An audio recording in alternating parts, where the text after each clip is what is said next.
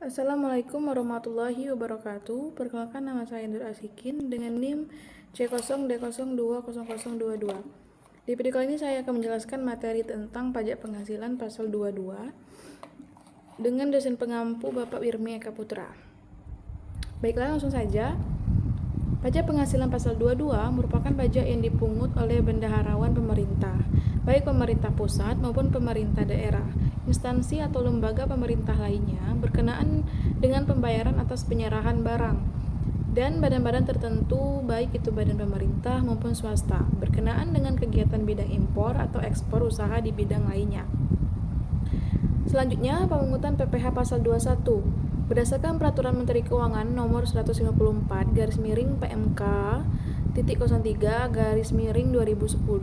Yang pertama, Bank Devisa dan Direktorat Jenderal Bea dan Cukai atas impor barang.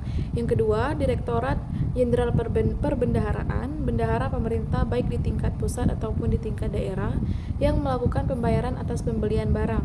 Yang ketiga, badan usaha milik negara dan badan usaha milik daerah yang melakukan pembelian barang dengan dana yang bersumber dari belanja negara atau APBN dan atau belanja daerah APBD, kecuali badan-badan tersebut pada angka 4. Pada angka 4, Bank Indonesia atau BI, PT Perusahaan Pengelola Aset atau PPA, Perum Badan Urusan Logistik atau Bulog, PT Telekomunikasi Indonesia atau Telkom, PT Perusahaan Listrik Negara atau PLN, PT Garuda Indonesia, PT Indosat, PT Krakatau Steel, PT Pertamina, dan bank-bank BUMN yang melakukan pembelian barang yang dananya bersumber dari APBN maupun non-APBN. Yang kelima, badan usaha yang bergerak dalam bidang usaha industri semen, industri kertas, industri baja, dan industri otomotif yang ditunjuk oleh Kepala Kantor Pelayanan Pajak atas penjualan hasil produksinya di dalam negeri. Yang keenam, produsen atau importir bahan bakar minyak, gas, dan pelumas atas penjualan bahan bakar minyak, gas, dan pelumas. Yang ketujuh, industri dan eksportir yang bergerak dalam sektor perhutanan, perkebunan, pertanian, dan perikanan yang ditunjuk oleh Direktorat Jenderal Pajak atas pembelian bahan-bahan untuk keperluan industri atau ekspor mereka dari perdagangan pengumpul. Yang kedelapan, yang terakhir, yaitu wajib pajak badan yang melakukan penjualan barang yang tergolong sangat mewah. Selanjutnya, kegiatan yang dikenakan pajak penghasilan pasal 22. Yang pertama, impor barang.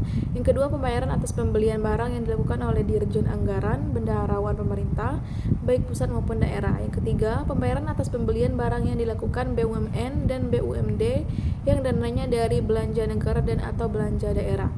Yang keempat, penjualan hasil produksi di dalam negeri yang dilakukan oleh badan usaha bergerak di bidang industri semen, rokok, kertas, baja, dan industri otomotif.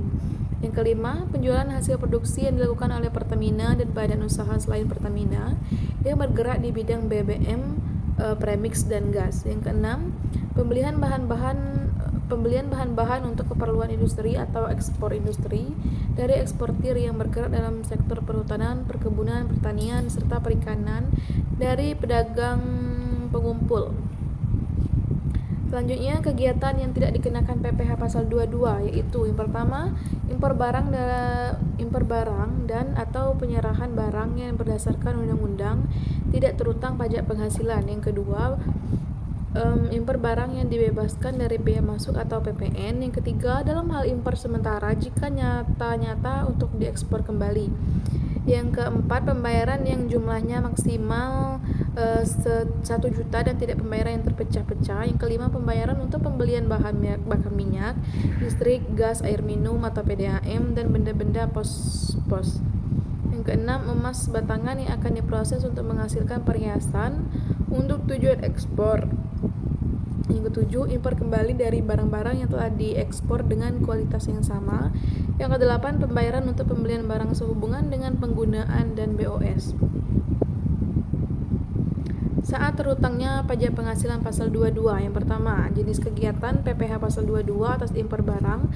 Saat terutang PPh pasal 22 terutang dan dilunasi bersamaan saat pembayaran bea masuk pada saat penyelesaian dokumen pemberitahuan impor barang atau PIB. Yang kedua, PPh pasal 22 atas pembelian barang oleh pemungut pajak. Saat terutang PPh pasal 22 terutang dan dipungut pada saat pembayaran. dan lain sebagainya. Yang ketiga, selanjutnya yaitu tata cara pemungutan dan penyetoran PPh pasal 22.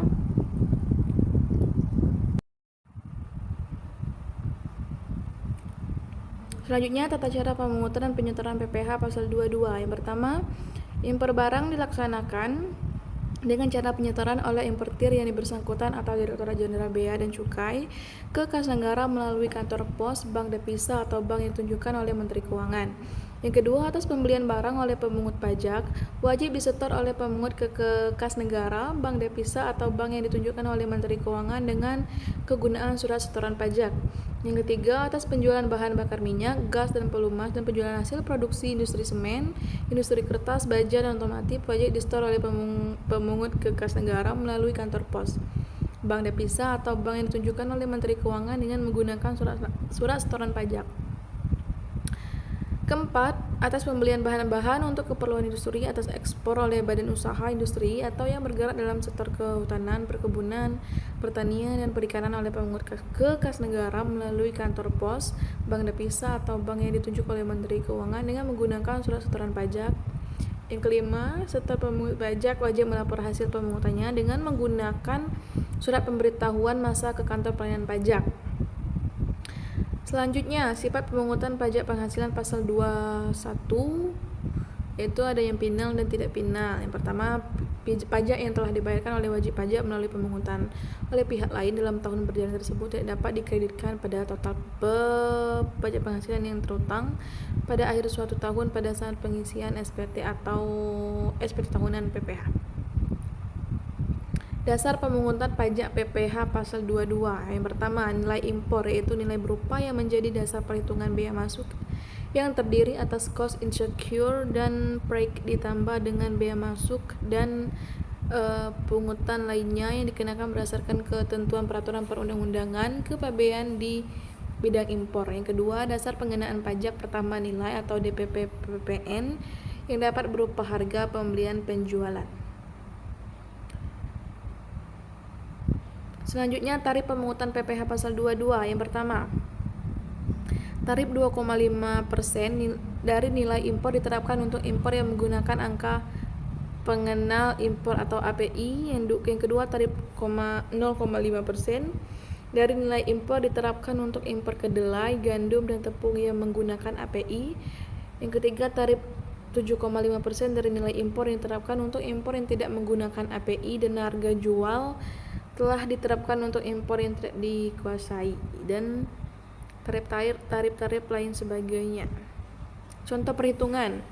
Contoh pertama yaitu menghitung PPh pasal 22 atas impor. Yang pertama, PT Perdana adalah importir barang-barang elektronik yang mempunyai API pada bulan Mei 2011 melakukan impor barang dari Jepang dengan harga faktur US $100.000, biaya asuransi yang dibayar di luar negeri, dan biaya angkut pengapalan barang dari Jepang ke dalam daerah pabean masing-masing sebesar 2% dan 5% dari harga faktur. Tarif bea masuk dan bea tambahan masing-masing sebesar 20% dan 10% dari CIF.